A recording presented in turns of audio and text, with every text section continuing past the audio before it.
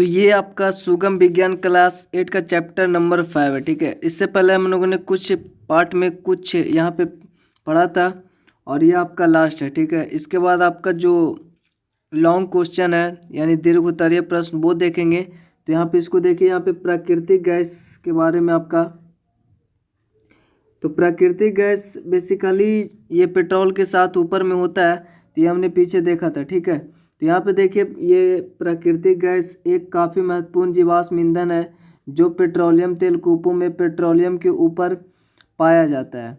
Petroleum के ऊपर पाया जाता है। कुछ तेल कूपों से केवल प्राकृतिक गैस ही प्राप्त होते हैं। ठीक है, कुछ प्राकृतिक गैस इस तेल कूपों से प्राप्त होते हैं। प्राकृतिक गैस में C1 से C4 तक वाले हाइड्रोकार्बनों का मिश्रण है। इसमें आपका स्टेप से ऑब्जेक्टिव क्वेश्चन भी पूछा जा सकता है, तो ये याद रखिएगा। यहाँ पे इसमें मुख्यतः मीथेन लगभग 85%, एथेन जो होता है वो लगभग 10% और प्रोपेन जो होता है वो 3%। ये सभी हाइड्रोकार्बन है। ठीक है, और ब्यूटेन विद्यमान रहते हैं।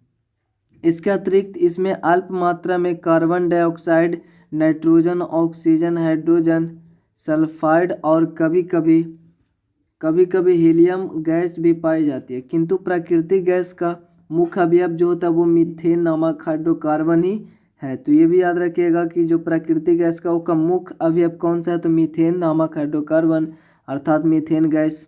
तो इस प्रकार से होता है।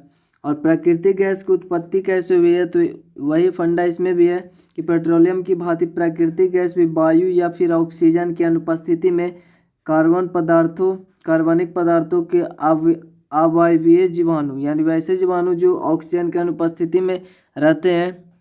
ठीक है, तो वैसे जीवाणु द्वारा अपघटन के फलस्वरूप बनती है। हमने अवायवीय जीवाणु पीछे पढ़ा था बैक्टीरिया वगैरह के बारे में।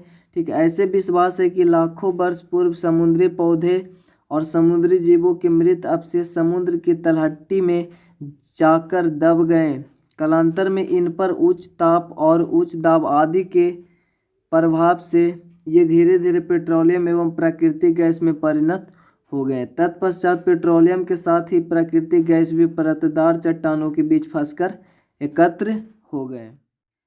यहाँ पे प्राकृतिक गैस का खनन किस तरीके से होता है, तो अपने पेट्रोलियम का खनन पीछे हम लोग देखें तो ठीक उसी प्रकार से होता है। देखिए, प्राकृतिक गैस के संभावित क्षेत्रों में मशीन द्वारा भूमि एवं अपरवेश चट्टानों में छेद करके उसमें लोहे की नली डाल देते हैं तथा इसी नली से प्राकृतिक गैस को बाहर निकालते हैं।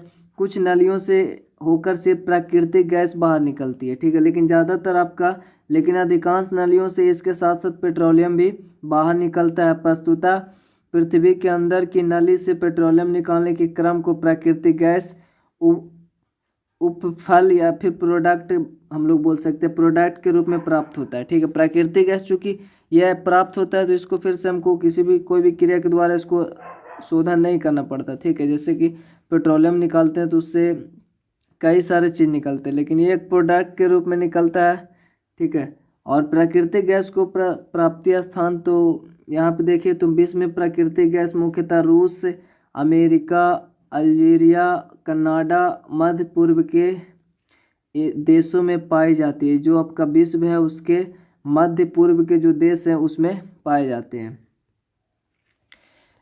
विशाल देश में पाए जाते हैं। भारतवर्ष में भी प्राकृतिक गैस के विशाल भंडार है। हमारे देश में प्राकृतिक गैस के स्रोत त्रिपुरा हो गया, जैसलमेर, मुंबई के निकट के समुद्री इलाकों, कृष्णा एवं गोदावरी नदी के डेल्टा वाले भागों में पाए गए हैं। ठीक है, तो इन सब जगह पे प्राकृतिक गैस पाया जाता है। प्राकृतिक गैस के लाभ की, तो प्राकृतिक गैस से निम्नलिखित लाभ है। तो ये भी क्वेश्चन आप पूछा गया होगा शायद यहाँ पे। ठीक है, इस प्रकार से भी क्वेश्चन पूछे जाते थे। इससे ऊष्मा उत्पन्न करने के लिए सीधे काम में लाया जा सकता है। ठीक है, पहला यही लाभ हुआ। इसका ऊष्मीय मान उच्च लगभग यहाँ पे 55 किलो जूल प्रति ग्राम होता है, अतः यह एक उत्तम ईंधन है। ठीक है, यह गैस जलने पर धुआं नहीं उत्पन्न करती है, अतः इसके जलने से प्रदूषण का खतरा भी नहीं होता है। गैस कुओं से प्राकृतिक गैस की आपूर्ति भूगर्भीय नलियों के जरिए सीधे घरों एवं कल कारखानों में की जाती है। गुजरात राज्य के बड़ोदरा में ऐसी नालियाँ काफ़ी बिछी हुई है। आरंभ में गैस को अत्यधिक दूरी तक ले जाने के लिए नल तंत्र का निर्माण काफ़ी खर्चीला था फर्स्ट, ठीक है, किंतु आगे चलकर यह सस्ता हो गया। इसका कारण यह है कि एक बार नल तंत्र का निर्माण हो जाने पर गैस के लिए संग्रहण टंकी के निर्माण तथा रेल मार्ग और रोड द्वारा इसके परिवहन पर कोई पैसा खर्च करने की आवश्यकता नहीं होती है, ठीक। अब यहाँ पे देखिए प्राकृतिक गैस का उपयोग, तो इस गैस का उपयोग घरेलू एवं औद्योगिक ईंधन के रूप में और दूसरा हाइड्रोजन के स्रोत के रूप में, मतलब ये एक हाइड्रोजन का स्रोत भी है तो इस रूप में इसका उपयोग होता है। और तीसरा यहाँ पे टायरों के निर्माण में प्रयुक्त होने वाले कार्बन ब्लैक के उत्पादन में होता है। प्राकृतिक गैस को अधिक गर्म करने पर यह विघटित होकर कार्बन और हाइड्रोजन देता है, ठीक है, इसलिए इसको यहाँ पे कार्बन ब्लैक ये कहलाता है, यही कार्बन ब्लैक कहलाता है। तो प्राकृतिक गैस को अधिक जब गर्म करते हैं तब यह विघटित होकर टूटकर कार्बन और हाइड्रोजन ये देता है, ठीक है, और यही कार्बन ब्लैक कहलाता है। संपीड़ित प्राकृतिक गैस यानी CNG, ठीक है, CNG तो उच्च दाब पर संचयित प्राकृतिक गैस को संपीड़ित प्राकृतिक गैस कहते हैं। दाब को और अधिक बढ़ाने पर प्राकृतिक गैस द्रवीभूत हो जाते हैं। जब इसका टेम्परेचर दाब को बढ़ाया जाता है तब ये द्रवीभूत लिक्विड फॉर्म में हो जाती है। इस द्रव को द्रवीभूत पेट्रोलियम गैस कहते हैं, ठीक है। इसको LPG कहते हैं, जो हमारे LPG तो जो घरेलू गैस है, ठीक है, इसका यूज हम लोग घर पे भी करते हैं। तो CNG एवं LPG में मुख्यतः मीथेन गैस विद्यमान होती है। संपीड़ित प्राकृतिक गैस का उपयोग शक्ति उत्पादन में होता है। आजकल वाहनों में डीजल एवं पेट्रोल के स्थान पर इन दोनों गैसों का उपयोग होने लगा है आजकल। और यहाँ पे देखिए 1991 से ही विश्व की एक प्रमुख कंपनी पिनाकल ने मोटर गाड़ियों में संपीड़ित प्राकृतिक गैस ईंधन भरने के लिए उच्च कोटि के यंत्र और प्रौद्योगिकी यानी टेक्नोलॉजी विकसित कर ली। आजकल बाजार में संपीड़ित प्राकृतिक गैस सभी मोटर गाड़ियों के ईंधनों की अपेक्षा एक साफ सुथरा एवं ज्वलनशील ईंधन है। इसके उपयोग से वाहनों में ईंधन की लागत, कॉस्ट और उसमें उत्सर्जन की मात्रा कम होती है। वाहनों के संचालन में इसके जलने से धुआं नहीं निकलता है तथा कोई विषैली गैस भी नहीं उत्पन्न होती है, तो इससे आपका प्रदूषण वगैरह नहीं होता है। अतः यह ईंधन वायु प्रदूषण में कोई योगदान नहीं करती है। आजकल ऑटोमोबाइल में इसका उपयोग अत्यधिक हो रहा है। तो ऐसा गाड़ी को आपने देखा भी होगा, इसको सिलेंडरों में भरकर वाहनों में फिट कर दिया जाता है। इस प्रकार स्पष्ट होता है कि कोयला, पेट्रोलियम एवं प्राकृतिक गैस खदानों से प्राप्त होते हैं। इन्हें हम प्रयोगशाला में नहीं बना सकते हैं। इसका कारण यह है कि इनके निर्माण की काफ़ी मंद प्रक्रिया है तथा प्रयोगशाला में इसके निर्माण के लिए आवश्यक शर्तें को उत्पन्न करना संभव नहीं है। ये क्वेश्चन आपका पूछा भी गया था।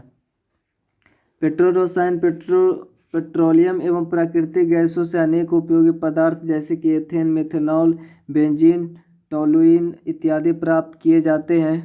तो ये पदार्थ जो होते हैं पेट्रोल रसायन कहलाते हैं। इन पदार्थों का उपयोग अपमार्जक इन साफ सुथरा और रेसे जैसे पॉलिएस्टर, नायलॉन, एक्रिलिक आदि पॉलीथीन तथा अन्य मानव निर्मित प्लास्टिक के उत्पादन में होता है। प्राकृतिक गैस से प्राप्त हाइड्रोजन गैस का उपयोग यूरिया नामक खाद के उत्पादन में होता है। अत्यधिक व्यापारिक महत्व के कारण ही पेट्रोलियम को काला सोना कहा जाता है। और यहाँ पे कुछ प्राकृतिक संपदा सीमित, तो कुछ प्राकृतिक संपदा समापनीय होते हैं। खनिज, वन एवं जीवाश्म ईंधन जैसे कोयला, पेट्रोलियम एवं प्राकृतिक गैस समापनीय प्राकृतिक संपदा। कोयला, पेट्रोलियम और प्राकृतिक गैस ऐसे जीवाश्म ईंधन है जिनके निर्माण में लाखों वर्ष समय लगता है। पृथ्वी के अंदर इनकी मात्रा सीमित है। इनकी निधि से इन ईंधनों को कुछ वर्षों तक ही प्राप्त कर सकते हैं। इसके अतिरिक्त इन ईंधनों का जलना वायु प्रदूषण का एक मुख्य कारण है। वायु प्रदूषण का एक मुख्य कारण इनके उपयोग से विश्व तापन में वृद्धि की संभावना रहती है। ग्लोबल वार्मिंग ये सुने भी होंगे, कार्बन डाइऑक्साइड की मात्रा बढ़ जाने पर ये होगा। अतः इन ईंधनों का उपयोग उसी हालत में करना चाहिए जब इनका उपयोग नितांत मतलब अति आवश्यक हो। यदि ये एक बार समाप्त हो गए तो निकट भविष्य में इनकी पूर्ति संभव नहीं है। ठीक है, इतना जल्दी संभव नहीं तो हम अपने जीवन में इनको बना भी नहीं सकते। ठीक है, ऐसी स्थिति में मानव समाज को जीवाश्म ईंधन के लिए लाखों वर्षों तक प्रतीक्षा करनी पड़ सकती है और इस बीच समाज का विकास अवरुद्ध हो जाएगा। अतएव जीवाश्म ईंधन के महत्व को ध्यान में रखते हुए इनकी खपत सावधानी पूर्वक करनी चाहिए ताकि भविष्य में अधिक से अधिक समय तक हम इनका उपयोग कर सके, विश्व तापन के खतरा को कम कर सके तथा एक बेहतर पर्यावरण प्राप्त कर सके। भारत में पेट्रोलियम संचालन अनुसंधान संस्था, petroleum conservation research association PCRA लोगों को वाहन चलाते समय पेट्रोल एवं डीजल बचाने के लिए सुझाव देते हैं। इसके सुझाव निम्नलिखित है। यहाँ पे देखिए, वाहनों को यथासंभव स्थिर एवं माध्यम चाल में चलाना चाहिए। दूसरा में यातायात प्रकाश यानी ट्रैफिक लाइट पर तथा इंतजार स्थल पर इंजन बंद कर देनी चाहिए। ठीक है, जब ऐसा होता है तो आपको इंजन बंद कर देनी चाहिए ताकि जो भी उसमें ईंधन लगता है वो कम खर्च हो। टायर दाब सही होना चाहिए। वाहन का नियमित अनुरक्षण सुनिश्चित यानी मेंटेनेंस उसका होना चाहिए, सुनिश्चित करना चाहिए। ठीक है, और यहाँ पे इस तरीके से गाड़ी अगर नहीं देखे तो देख लिए 2-3 लाख का ये गाड़ी है। इसमें आपका CNG गैस यूज होता है और ये LPG तो सिलेंडर से भी देखे होंगे। तो यहीं पे एंड कर देते हैं वीडियो को और मिलते हैं आपसे अगले वीडियो में। तो इसका अब इसके बाद दीर्घ का आएगा। ठीक है, तो चैनल पर नहीं तो चैनल को सब्सक्राइब करके बेल आइकन प्रेस कर दें और लाइक कमेंट शेयर कर दें। चल मिलता है आपसे अगले वीडियो, तब तक के लिए जय हिंद, जय भारत।